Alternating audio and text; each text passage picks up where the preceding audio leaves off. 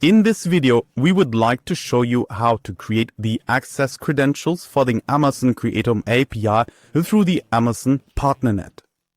To do this, first, please log into your Amazon PartnerNet account. After that, you'll need to click on the menu located at the top right of the screen, then select Tools and finally choose Content Creator API. We also provide a direct link to this specific page for you in the video description below, as some users have already reported that they are not seeing the Content Creator API link here within the Settings and Tools sections. Once you have successfully navigated to the Creator API page, please click on Create App here, which is located under Applications. Following this, you must provide a name for your application, for instance AAWP.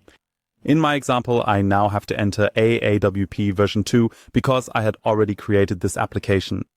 You can now see that you have successfully created the application. And now please click on Add New Credentials. Following this, you will receive both the credential ID and the secret key, which you will then need to store in the AAWP backend.